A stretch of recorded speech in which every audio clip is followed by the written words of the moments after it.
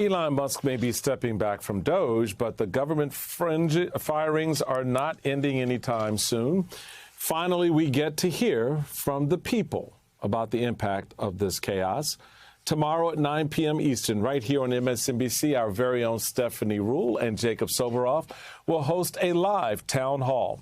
100 Days of Trump, a town hall with forced out federal workers, will feature a live audience of former federal workers. Now, we will also see original reporting by Jacob, who met with former federal workers as they lobbied before Congress. Here's a sneak peek. What are you hearing from members so far about all these layoffs and what's happening with you and your other colleagues in the federal government? People are experiencing fear like they've never feared in their job before.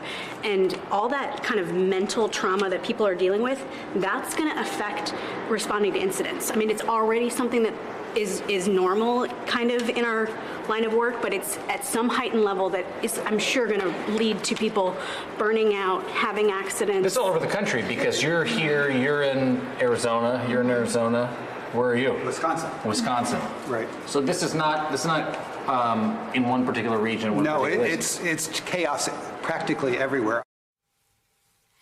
Stephanie Ruhle is back with me, and joining us is Jacob Soboroff, political and national correspondent for NBC News. I'm really excited about this conversation because one of the things I've always believed from the beginning of all of the noise with Doge is the more we're able to showcase real people and tell their stories and have them tell their stories, the better I think Americans begin to understand what's happening to the men and women who provide the services when they call into federal offices, who get the checks out to them, who work the programs, and who will do a lot of things, Jacob, that folks just don't appreciate because it's in some ether or they think it's in some basement in Washington when it's actually in the building 2 blocks down the corner from them.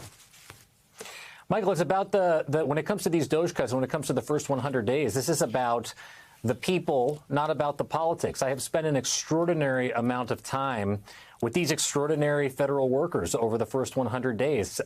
During President Trump's joint address to Congress, I sat and watched with them. I went to the CDC in Atlanta and I watched with them. I went to Morgantown, West Virginia, and I talked to them. I spent the first couple of days of this week, as you just saw, on Capitol Hill with both fired and current federal workers who were lobbying to bring those jobs back. And what I'm so excited about doing this town hall with the great Steph Ruhle, is that we're going to put them in the spotlight. This is going to be a night tomorrow night all about these workers and about not just what their lives are now like, but about what the implications are like for the rest of the United States of America that's impacted in all walks of life, in all corners of the country, in all sectors because of these firings, which are indiscriminate if you ask these people. They feel like the administration didn't even know who they were or who was being fired.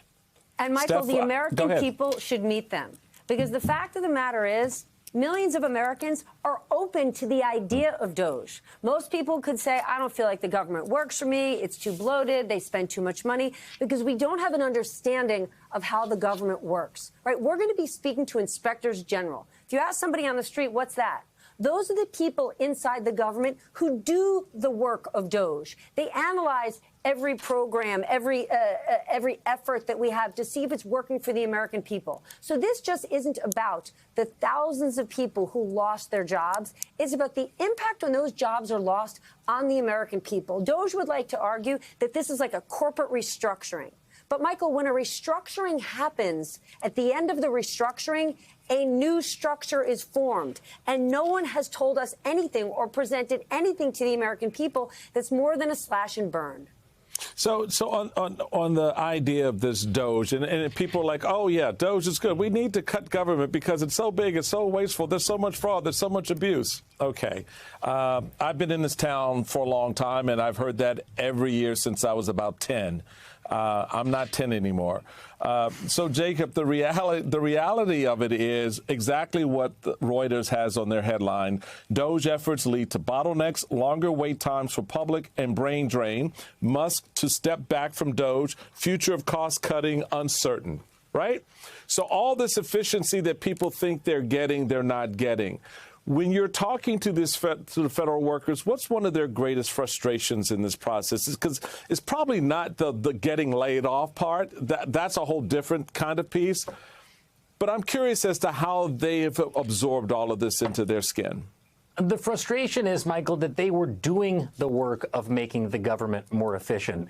Talk to the U.S. Forest Service worker that I met who works here in the Washington, D.C. area, who was bringing in revenue by literally collecting cash money from people coming into the parks, making sure that they were paying those fees. The people from Housing and Urban Development that are the liaison between the federal government, the building behind me, and the constituents across the country to make sure they had access to money and grants from the federal government in order to make sure that that money goes out into communities. Something that we'll talk a lot about over the next couple of days.